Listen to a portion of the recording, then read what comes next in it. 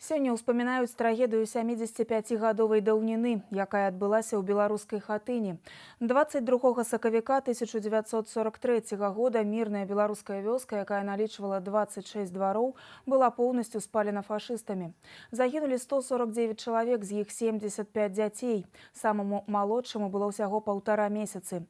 Да 75годдзя хатынскай трагедыі Віцебскі абласны музей Міная Шмырова арганізаваў урокі памяці і смутку для навучэнцаў школ. Школьнікам дэманструюць дакументальныя кадры з моманту адкрыцця мемарыялу, на якіх гучыць выступленне Іосіфа Камінскага, адзінага жыхара, які выжыў падчас трагедыі. Лёс Хатыні на тэрыторыі Віцебскай вобласці паўтарылі 108 вёсак, якія так і не былі адноўлены. Да тэматыкі спаленых вёсак гісторыкі і даследчыкі звярнуліся на пачатку 2000-х гадоў. Сталі глыбока вывучаць гэтыя малавядомыя старонкі гісторыі Вялікай Айчыннай вайны. Действует сейчас проект по повышению статусов жителей, которые спаслись в сожженных деревнях. Параллельно с этим идет работа по составлению списков, уточненных списков по количеству сожженных деревень на территории всей Белоруссии.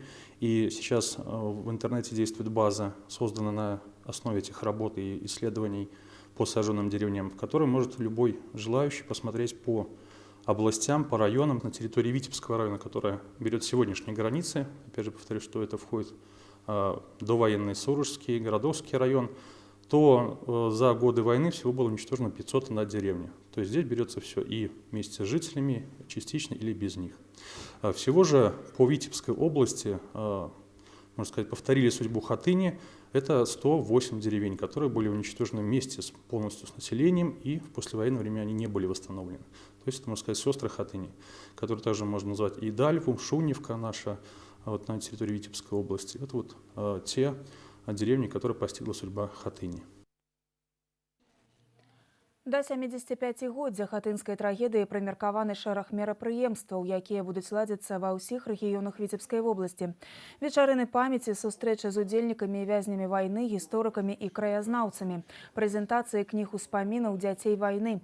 У Віцебскай цэнтральнай гарадской бібліятэцы імя Горкага праходзіць тэматычны вечар свяча памяці з удзелам сведкаў тагачасных падзей, даследчыкаў і моладзі.